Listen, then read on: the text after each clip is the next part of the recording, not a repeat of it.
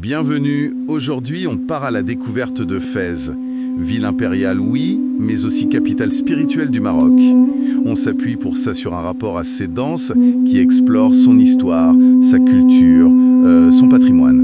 Notre idée, c'est d'aller un peu au-delà des clichés, pour essayer de saisir ce qui fait vraiment l'âme de Fès, sa singularité. Et tenez, pour commencer, un petit fait marquant. Fès, c'est bien sûr sa médina immense, classée par l'UNESCO, mais saviez-vous que c'est aussi là qu'on trouve la plus ancienne université du monde encore en activité, Al-Qarawiyyin, fondée en 857. Oui, 857, c'est assez incroyable quand on y pense. Carrément. Allez, on plonge dans cette histoire. Alors, les origines, c'est déjà particulier, une double fondation. Idriss Ier sur une rive, vers 780, je crois. C'est ça, fin du 8e siècle. Et son fils, Idriss II, sur l'autre rive en 808. Et ces deux noyaux, ça va devenir Fès el Bali. Et très vite, cette fameuse mosquée, Al-Qarawiyyin, financée par une femme, Fatima Al Banoun, ce qui est notable pour l'époque. Tout à fait. Et elle devient vite un centre de savoir majeur. Absolument. Et cette dualité des débuts, elle est fondamentale pour comprendre la ville. Ça va même se renforcer plus tard, au XIIIe siècle, avec les Mérinides. Ah oui, les Mérinides. Eux, ils construisent Fès el Jedid, la ville nouvelle, un peu à l'écart. C'est le centre administratif royal, le pouvoir, quoi. C'est volontairement distinct de Fès el Bali, qui reste le cœur populaire, religieux et assez souvent contestateur d'ailleurs. Fès a toujours eu cette réputation. Une tension entre le centre et l'esprit local. Exactement. Cette séparation le symbolise bien. Mais attention, les Mérinides ne font pas que séparer. Ils enrichissent aussi énormément la ville sur le plan intellectuel.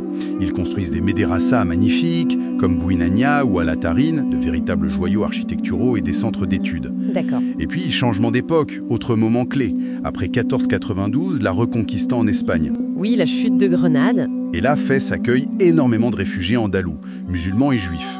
J'imagine que ça a dû brasser pas mal de choses. Ah ça, c'est plus qu'un brassage, c'est une véritable transformation.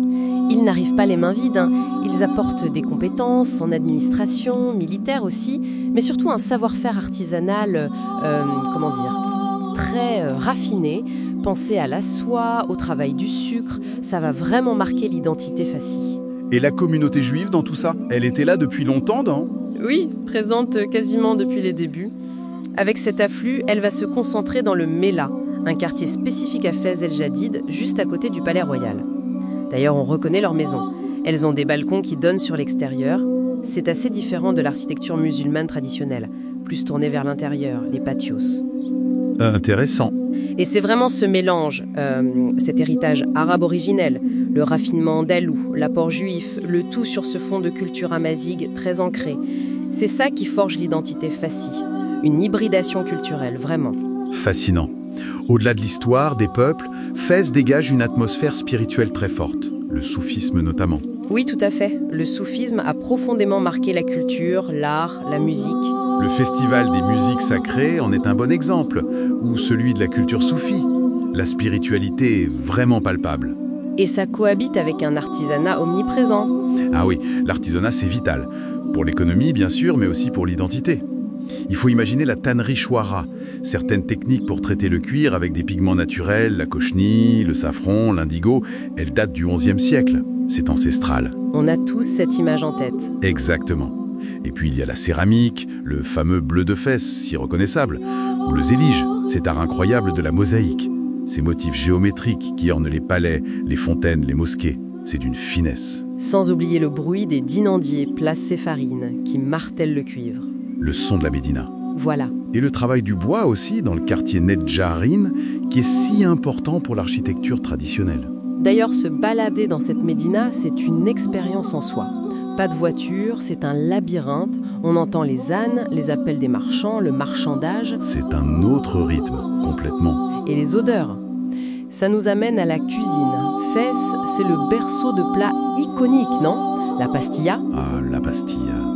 La vraie, traditionnelle, au pigeon, ce mélange sucré-salé. C'est quelque chose. Mais il n'y a pas que ça, bien sûr. Les tagines variées, le couscous fassi, les brioades, ces petits feuilletés, c'est une gastronomie très riche. Ça donne faim. Et Fès, aujourd'hui, ça ressemble à quoi ? Ce n'est pas juste un musée au ciel ouvert? Non, non, loin de là. C'est une grande ville, dynamique. La préfecture compte plus d'1 million d'habitants. C'est un pôle économique important pour la région, notamment grâce à l'agriculture dans la plaine du Saïs toute proche.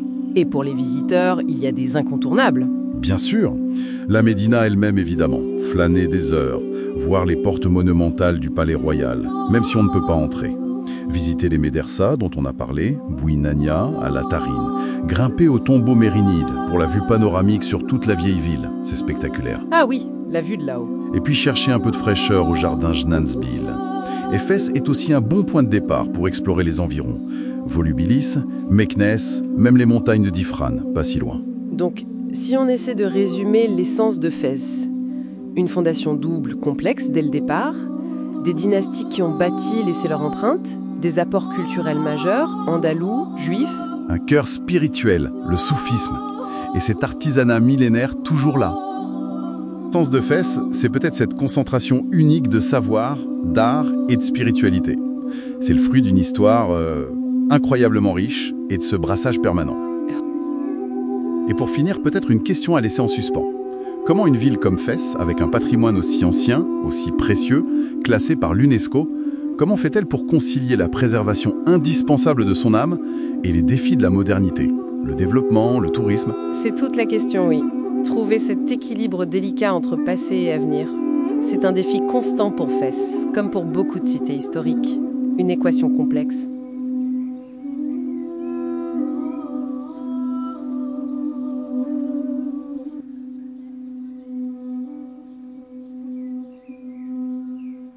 Bastion